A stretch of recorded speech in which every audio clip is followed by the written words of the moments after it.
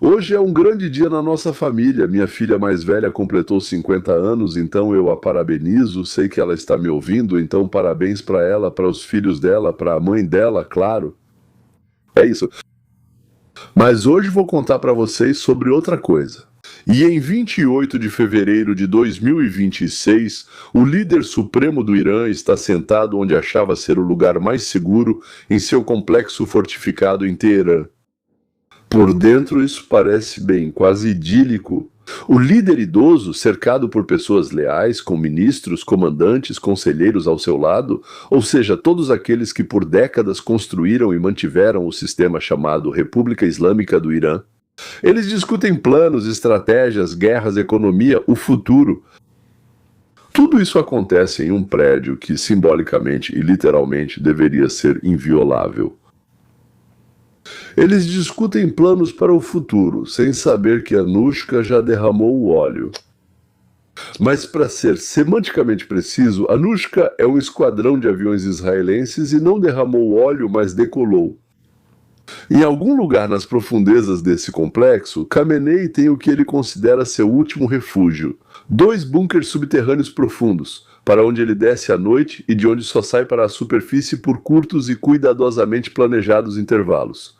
Concreto, blindagem, elevadores, sistema de segurança, tudo isso cria a ilusão de que nada pode alcançar o líder supremo.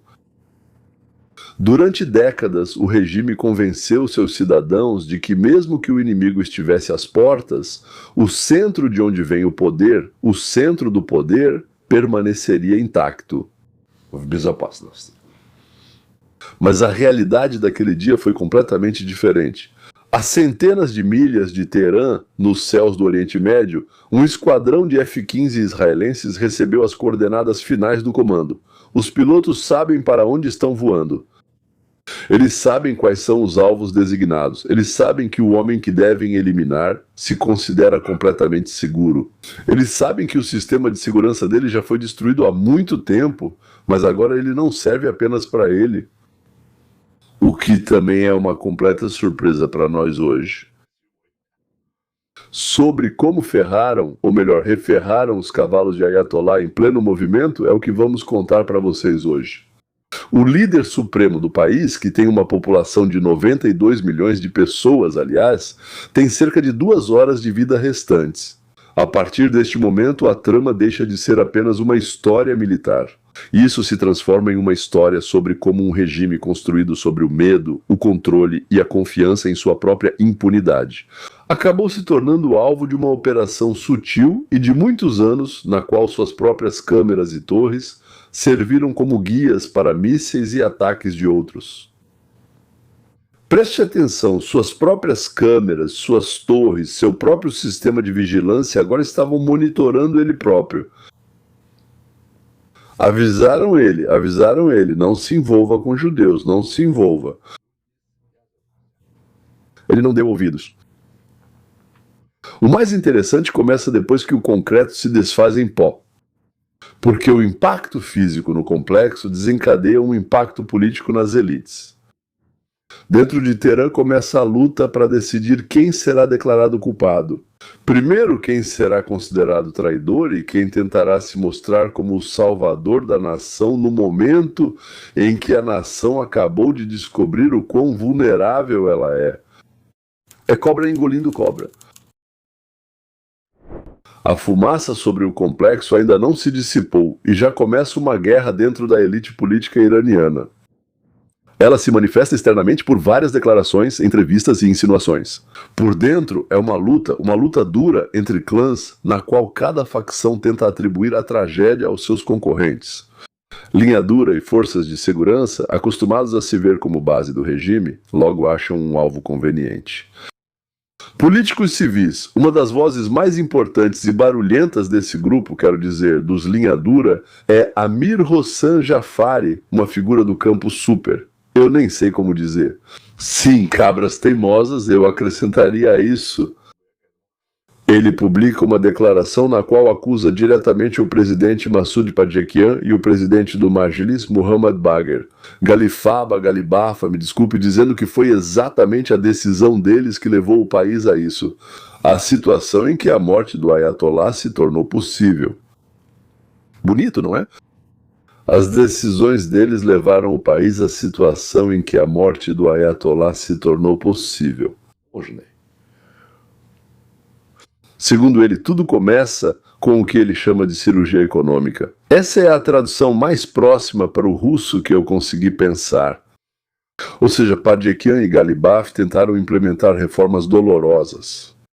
Reduzir subsídios, mudar as regras do jogo, mexer em áreas que durante décadas foram tabu. O regime, acostumado à estagnação, passa por mudanças obrigatórias, pois não era mais possível manter a situação anterior. Ei?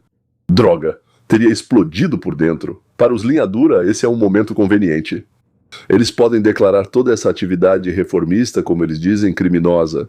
E Jafari, ele constrói sua cadeia de argumentos de forma simples e emocional.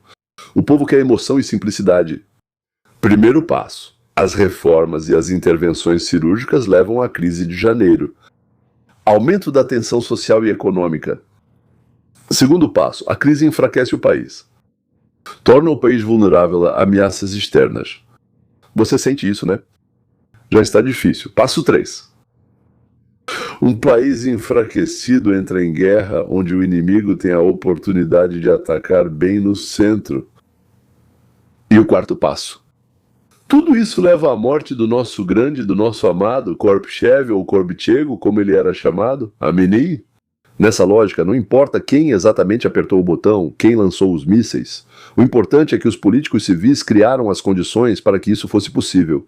Ou seja, eles agiram em conjunto com as piores pessoas da Terra. E quem são as piores pessoas da Terra? São os judeus e os americanos. Além disso, Jafari insinua negociações com um assassino.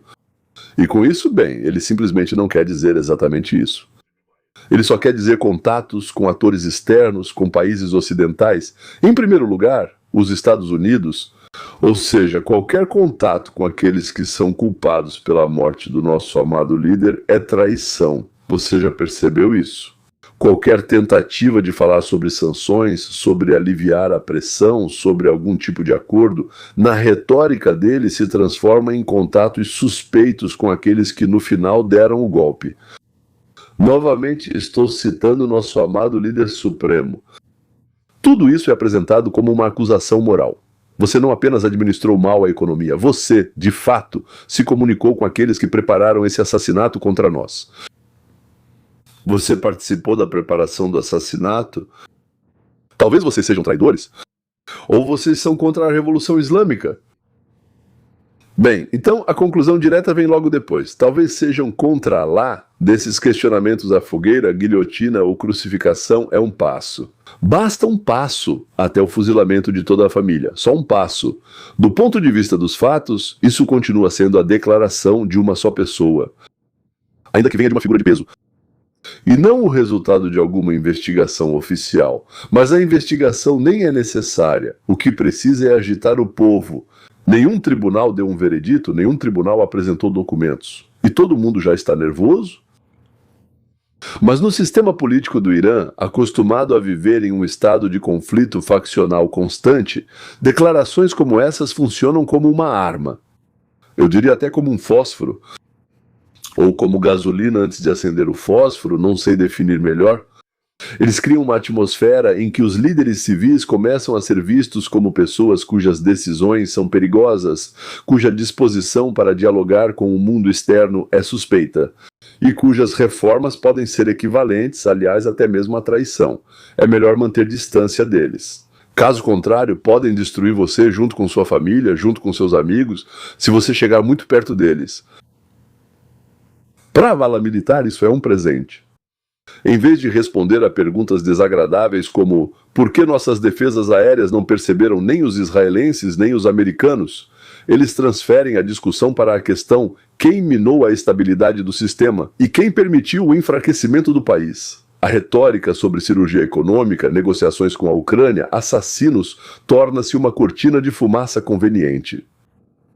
Ela permite esconder os próprios fracassos atrás de acusações estridentes contra aqueles que lidam com a economia e a política. Ao mesmo tempo, Pezeshkian e, portanto, Galibaf acabam ficando em uma situação tão complicada. Defender-se abertamente significa entrar em confronto direto com os linha dura e os militares, o que é muito perigoso, pois eles controlam uma parte significativa dos recursos coercitivos. Eu diria quase todos. Ficar em silêncio significa concordar com a narrativa de sua própria culpa. Ah, não tem nada a dizer, está calado e coisas do tipo. No final, eles escolhem uma linha mais cautelosa. Certo ou errado, como se diz, Alá é quem vai julgar. Alguns falam sobre a crise de muitos anos e as sanções, outros destacam a necessidade de reformas, mas ninguém se arrisca a dizer diretamente: pessoal, vocês estão amaldiçoados por causa da guerra, e agora tentam colocar a culpa na economia, em nós, mas nada feito, como se diz, vocês não vão conseguir. Ou algo assim, como dizem, nada feito. Essa batalha interna pela interpretação dos acontecimentos vai continuar por muito tempo, a não ser, é claro, que algo muito pesado caia sobre eles e acabe com tudo de uma vez. Mas para entender por que isso se tornou possível, é preciso voltar a como exatamente o golpe foi desferido, porque isso é um conto de fadas. Checkmate em 1 minuto. Decapitar um regime não se resume a um míssil certeiro. Trata-se de combinar o poder tecnológico com a compreensão da fraqueza humana. O ataque ao Khamenei é um exemplo de uma operação genial, na qual o aparato militar e os dados trabalham juntos. Às 6h30 da manhã, pelo horário de Israel, um esquadrão de F-15 Eagle decola. No solo parece uma missão de combate, para os pilotos não é o clímax, mas um momento importante. Um ponto de convergência em suas vidas e de um roteiro de muitos anos que foi sendo elaborado, praticado, adiado e praticado novamente. Eles sabem que não estão apenas indo bombardear infraestrutura, eles estão indo atacar um símbolo. Uma pessoa que o regime apresentou por décadas como intocável. O F-15 é um avião com história. Ele já tem mais de meio século, mas a cada década ele recebe novos sistemas, novos radares, novas capacidades. Ele pode subir quase verticalmente, atingindo uma velocidade de, se não me engano, 2,5 Mach, ou seja, mais de 1.900 milhas por hora para cima. E ao mesmo tempo serve como plataforma para mísseis de alta precisão. Para essa missão, ele é equipado não com o conjunto padrão de mísseis de curto alcance, mas com dezenas de Sparrow. São mísseis balísticos lançados do ar, projetados para ataques de precisão, por coordenadas. Lembro quando atirávamos com canhões. Quando acertávamos uma área de 200 por 200, 200 metros por 200 metros, todo mundo ficava muito feliz. Bem, lá a 12, 15, 18 quilômetros de distância? Sim, em pares, legal. E aqui, quando o piloto aperta o botão de disparo, o Sparrow não voa em linha reta. Ele sobe para as camadas superiores da atmosfera. Lá ela assume a trajetória necessária, se orienta pelo GPS militar e pelo sistema interno de navegação inercial. Depois ela muda de direção. Senhores, ela faz tudo isso sozinha. Você apenas a lança, e ela faz tudo isso, e então cai para baixo. Deve cair. Ela desce em velocidade hipersônica. Com a preparação correta, pode atingir um alvo do tamanho de uma mesa. Não 200 por 200 como eu atirei em 1975 e mesmo assim já era impressionante. 200 por 200 metros, agora em uma mesa. E de que distância? 1.000 quilômetros. Você entende que não são 18 como eu atirava na minha época. 200 por 200 e a mesa, uma mesa a 1.000 quilômetros de distância. O importante não é só o quanto ela é inteligente, mas sim o quão precisamente deram as coordenadas para ela. É exatamente aqui que entra em ação a segunda arma. Informação. Aviões e mísseis são a última fase da operação. Essa é a última fase da operação. Eles precisam ter dados preparados sobre onde exatamente estará o alvo, em que momento e quem estará por perto, em quais prédios estarão as figuras-chave. Sem isso, o F-15 Sparrow continua sendo apenas um pedaço de metal caro. Mas graças a Deus nós tínhamos essa informação. O alvo que tinha medo de tudo. Khamenei passou muitos anos construindo sua vida em torno de uma ideia: sobreviver. Ele entendia que era o alvo número 1. Desde Saddam Hussein e os primeiros conflitos no Oriente Médio, líderes iranianos se habituaram à possibilidade de ataques. Mas no século XXI, essa ameaça se tornou muito mais concreta. Sob seu complexo em Teherã, Khamenei construiu 2 bunkers subterrâneos. Não são apenas abrigos, são verdadeiros mini-complexos. Eles se estendem profundamente no subsolo. Elevadores especiais levam até eles. A descida leva mais de 5 minutos mesmo em alta velocidade. As portas são blindadas. As paredes são projetadas para suportar impactos. Os sistemas de suporte à vida são autônomos. Na visão dele, esses são lugares onde nenhum míssil, nenhuma força especial conseguirá alcançá-lo. Após a guerra em junho de 2025, quando Israel atacou instalações militares e nucleares iranianas, matando vários comandantes de alto escalão e eliminando cientistas-chave, a paranoia só aumentou ainda mais. Khamenei praticamente desapareceu do espaço público. Ele parou de aparecer regularmente em público, no máximo raras aparições cuidadosamente controladas. Ninguém sabia sobre isso. Por acaso, digamos assim, mas tudo era preparado com muito cuidado. Ele passava a maior parte do tempo em bunkers. Para as agências de inteligência estrangeiras, a tarefa ficou bem mais difícil, pois o alvo passou a sair raramente. Nessas condições, não dá para surpreender o líder nem apenas esperar ele aparecer. Um ataque aleatório aqui não funciona. É preciso ter informações precisas sobre quando ele vai aparecer na superfície, quando as figuras-chave estarão reunidas no complexo, quando as portas do bunker estarão abertas. Tudo isso exige entender a rotina, os hábitos e o círculo próximo, ou seja, infiltração na vida do complexo. Olhos e ouvidos de Teherã. Até esse momento, Teherã já havia se transformado em uma cidade que usava ativamente câmeras e tecnologias digitais para controlar a população. Sistema de monitoramento de tráfego, câmeras nos cruzamentos, vídeo monitoramento nas áreas centrais, tudo isso faz parte da infraestrutura urbana. O regime acreditava que, dessa forma, mantinha seus cidadãos sob controle. Vê quem anda por onde, quem vai para onde, quem se reúne, quem protesta, agentes israelenses.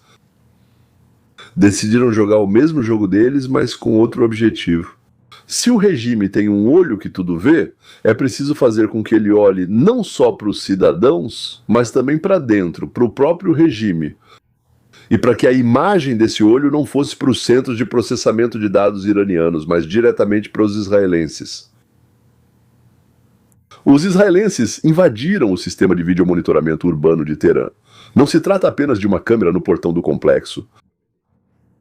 Trata-se de acesso à rede de câmeras que cobre as áreas centrais de Teherã. Controla o tráfego, registra o fluxo de carros e pessoas. Uma atenção especial foi dada à Rua Pasteur, o local onde fica o complexo. Aqui está o complexo do líder supremo, que depois foi bombardeado. A partir deste momento, cada entrada, cada carro entrando na Pasteur, cada pessoa saindo do prédio, cada comitiva, cada caminhão, deixam de ser apenas elementos da vida urbana.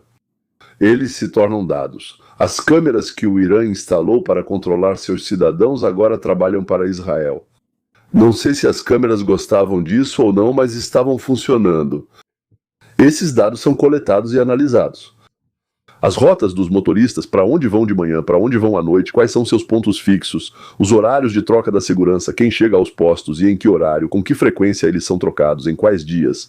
Uma programação mais detalhada, os hábitos dos conselheiros e funcionários, quem chega mais cedo, quem fica até tarde, quem aparece apenas para reuniões importantes.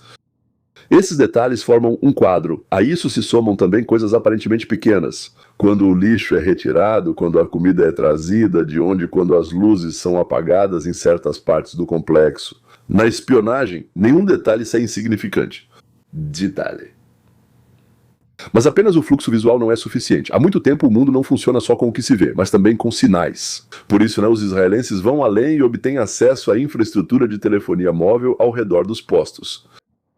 As torres locais, que dão cobertura aos celulares dentro do complexo, tornam-se mais uma fonte de informação. Pelos registros de movimentação dos telefones, é possível ver quem e quando esteve perto do complexo, quais telefones aparecem ao mesmo tempo e quais desaparecem, quem se encontra com quem, quanto tempo ficam próximos uns dos outros. A união do fluxo de vídeo com dados da rede celular proporciona um quadro mais aprofundado.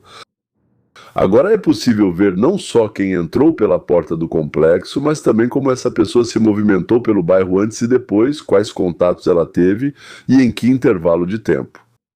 Adicionando a isso a rotina diária do próprio Khamenei, coletada por outras fontes, você terá um perfil quase completo do comportamento dos alvos.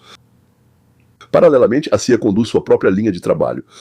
Os americanos monitoram os deslocamentos do próprio Ayatollah, sua agenda interna, seus hábitos, os momentos em que ele prefere subir à superfície e quando permanece no bunker. Duas comunidades de inteligência, tradicionalmente colaborando de perto, trocam dados e análises.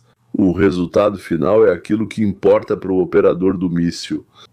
Uma lista de possíveis janelas de tempo, quando o líder está na superfície, quando há o máximo de figuras-chave ao redor dele e quando o ataque trará o máximo de efeito. O dia em que as aranhas saíram das fendas. Com base nisso, num dia surge o que os analistas chamam de anomalia. A anomalia é exatamente aquilo a que devemos nos agarrar. Com base no conjunto de vídeos, dados de localização de telefones e informações de fontes dentro do regime, fica claro.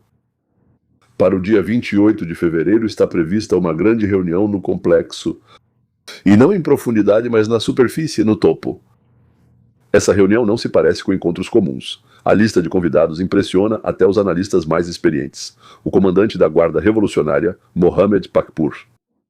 Responsável pela Guarda Revolucionária. O ministro da Defesa, Aziz Naziradze. É um cargo civil, mas com forte ligação aos militares. Almirante Ali Shamkhani. É uma figura-chave em questões de segurança nacional. Comandante das Forças Aeroespaciais da Guarda Revolucionária, Sayat Madir Mousavi.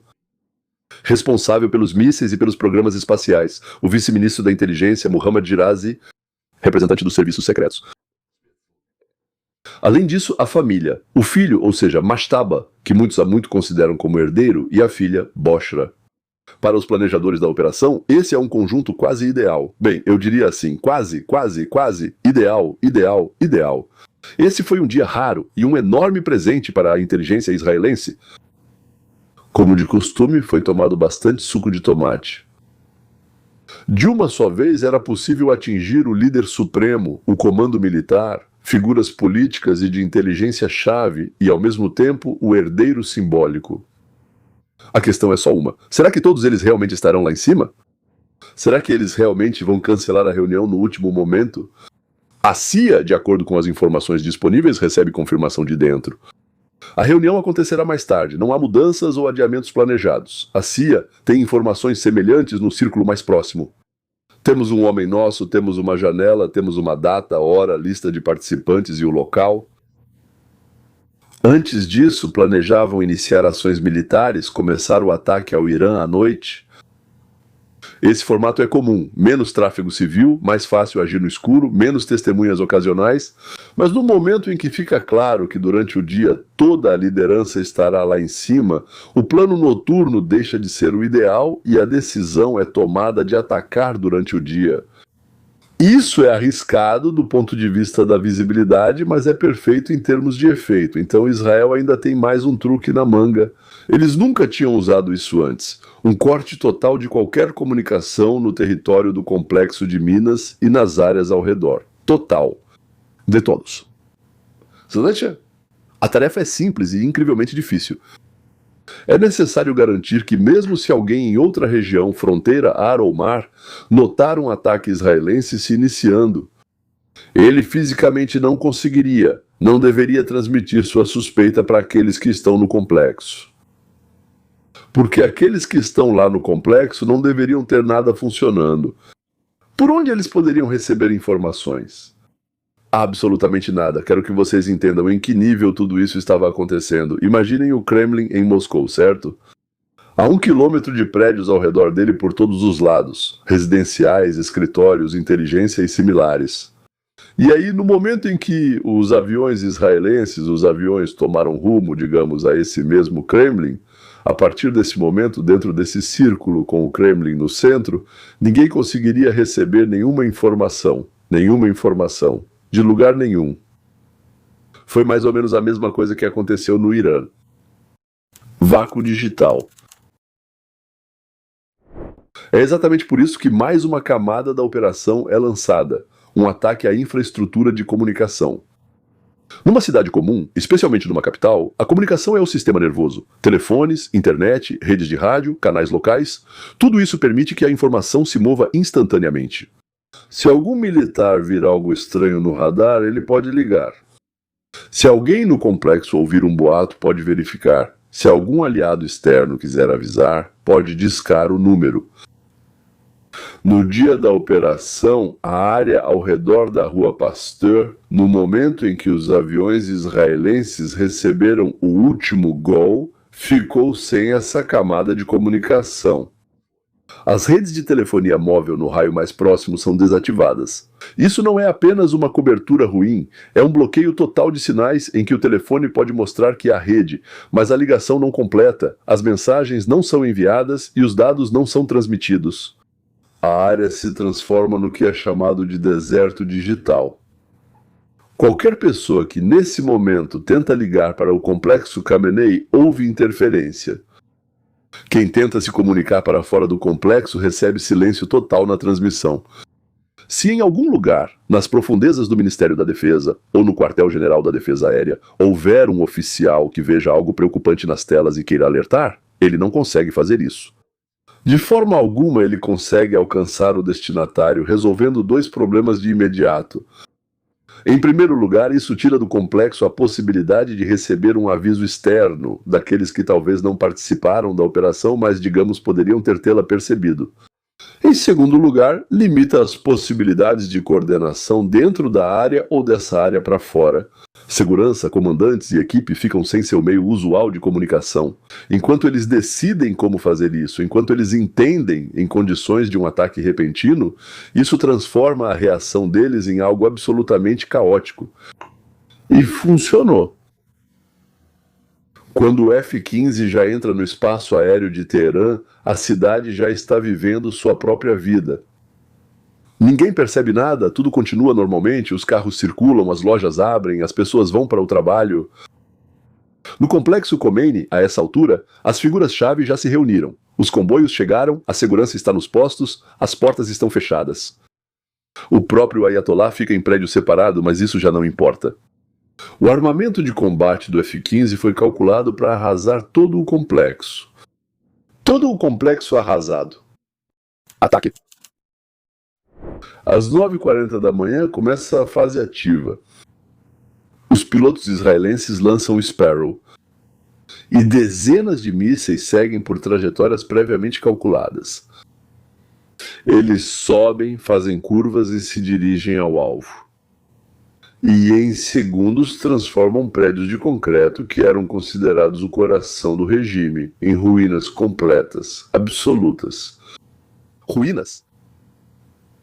Segundo a estimativa do ex-chefe do departamento antiterrorista do Mossad, tudo isso leva aproximadamente 60 segundos. Um minuto durante o qual décadas de trabalho para criar uma imagem de inviolabilidade se tornam absolutamente sem sentido. No solo, esse minuto se prolonga. As pessoas ouvem várias explosões, veem clarões e sentem a onda de choque. Uma coluna de fumaça preta se ergue sobre o centro da cidade e todos percebem que algo muito importante aconteceu. Acabou de acontecer. O próprio Khomeini morreu instantaneamente. Aos 86 anos ele termina sua vida onde esperava sobreviver a qualquer ataque. No seu próprio complexo fortificado. Seu filho Majtaba, que está destinado a se tornar o novo líder supremo, é um dos poucos sobreviventes. Literalmente um instante antes do ataque, ele sai para fora. Ele parece sofrer um ferimento grave. Ele perde o pai, a esposa e o filho, mas sobrevive. Talvez algum dia no Irã comecem a investigar por que o filho saiu do complexo. Bem, justamente em um momento incrivelmente oportuno. Bem, entre eu e você, ele, claro, odiava o pai com um ódio feroz. Nosso Majtaba, ele é homossexual, ativo, que era desprezado, pressionado pela família. Sempre apontavam que ele era menos do que uma pessoa. Eu imagino como ele devia odiar aquele pai teimoso, difícil, repugnante. Nas próximas horas, imagens de satélite que aparecem publicamente e em relatórios analíticos fechados registram a escala da destruição. No local do complexo, há ruínas. Mais nada, zero, nada, ruínas. Nas horas seguintes, os Estados Unidos e Israel continuam realizando ataques contra sistemas de defesa aérea, radares e infraestrutura militar estratégica. Dentro do Irã, é criado com urgência um conselho provisório, composto por 3 pessoas. Ou seja, o filho Mojtaba Khamenei, e todos sabem que ele é homossexual, mas mesmo assim ele é nomeado o novo líder supremo. Acho que não é difícil controlá-lo, e essa é a razão pela qual ele foi nomeado, porque podem manipulá-lo e pressioná-lo. Mas o regime tenta mostrar ao povo que o período sem liderança durou muito pouco, apenas algumas horas. Na lógica militar, o que aconteceu é chamado de ataque de decapitação. Foi exatamente esse cenário que Vladimir Putin tentou realizar durante a invasão da Ucrânia, contando com uma operação relâmpago e a eliminação da liderança em Kiev. Esse plano fracassou, mas em Teherã funcionou. Busca por traidores. Depois de uma operação dessas, qualquer sistema de poder começa a reescrever sua própria história. No Irã, essa reescrita acontece em várias direções. Os militares tentam apresentar tudo como se tivessem feito o máximo possível, mas o inimigo acabou sendo forte e astuto demais. Os linha dura, como Jafari, vão além. Eles tentam transformar a tragédia em um argumento contra os líderes civis. Segundo eles, reformas econômicas, negociações e tentativas de amenizar a pressão internacional são vistas como sinal de fraqueza. As pessoas que lidavam com a economia são retratadas como cirurgiões que com seus bisturis cortaram o corpo do país. De tal forma que o país não conseguiu resistir ao golpe, caso contrário teria resistido. A qualquer tentativa de dizer, tentamos consertar a situação, respondem, ao consertar vocês enfraqueceram. Tragicamente, os líderes civis enfrentam situação difícil. Como já disse, sabem que guerra, sanções e anos de crise não se resumem a uma só decisão. Por outro lado, eles sabem que enfrentar os linha dura pode resultar tanto em derrota na guerra de informação quanto em eliminação física. Então esses caras não vão pensar por muito tempo. Por isso, eles cada vez mais escolhem uma tática de cautela, palavras genéricas, foco nas ameaças externas e o mínimo de polêmica pessoal. E claro, eles explicam isso mesmo para o Trump e para os americanos. Pessoal, vocês veem em que situação estamos. Não podemos nos render para vocês. Nós gostaríamos, mas não podemos. Eu diria até, nós queremos muito, mas não podemos. Toda essa luta interna acontece tendo como pano de fundo um fato simples. O ataque ao complexo foi preparado através da invasão dos sistemas de vigilância da cidade, controle das comunicações e um estudo aprofundado do comportamento do próprio regime. A cereja do bolo. Nesse contexto, uma história paralela em Gaza adiciona mais um detalhe a esse quadro. Hamas, a organização que por muitos anos governou a faixa de Gaza como se fosse sua propriedade pessoal, assim como o Hezbollah no Líbano, certo? Assim como eles, como a Guarda Revolucionária no Irã, anunciam que estão dissolvendo seu governo. Uau! E transfere o controle para um comitê tecnocrático apoiado pela ONU.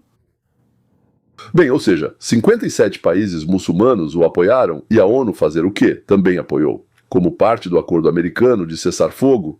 Ou seja, quem inventou isso foi, claro, o Trump, naturalmente. O porta-voz oficial do Hamas diz que permanecerão os quadros técnicos e profissionais. Ou seja, agora eles querem chamar seus combatentes de quadros técnicos e profissionais, que vão se dedicar à prestação de serviços.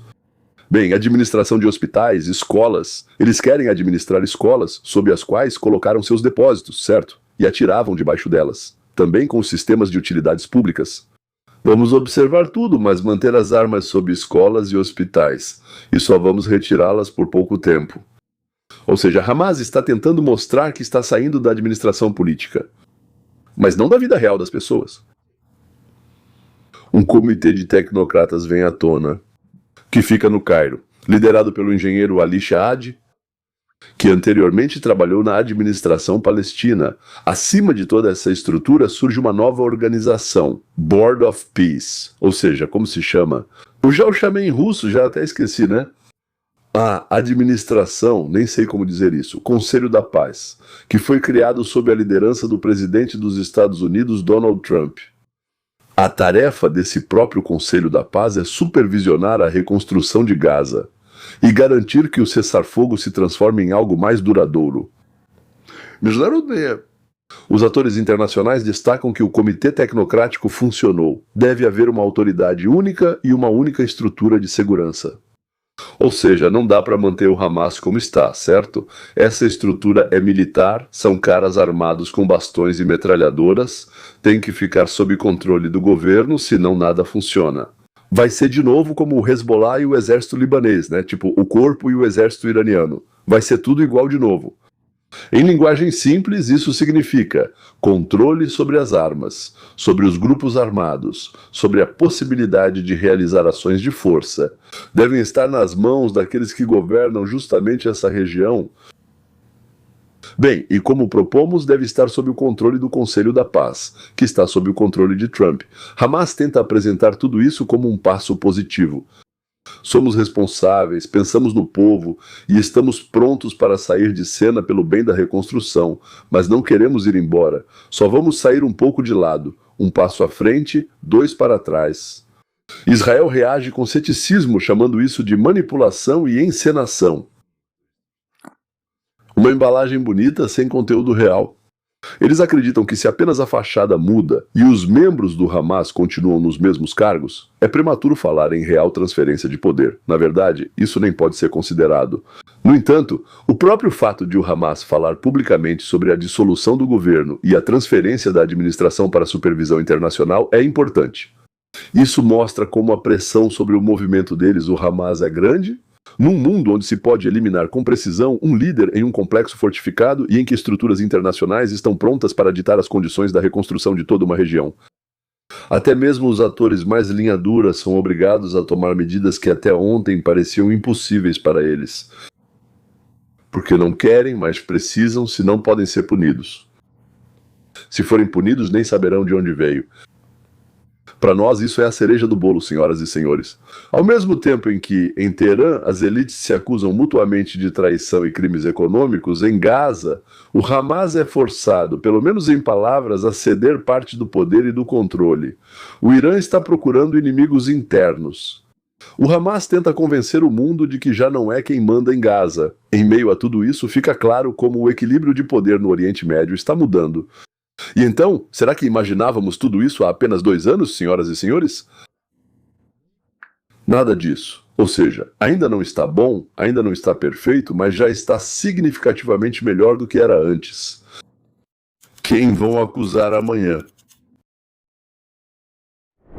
Uma operação militar na qual Israel e os Estados Unidos usaram não apenas aviões e mísseis, mas também a capacidade de penetrar nos sistemas de vigilância urbana, invadir a infraestrutura de comunicação e transformar a área mais protegida da capital num deserto no coração da cidade.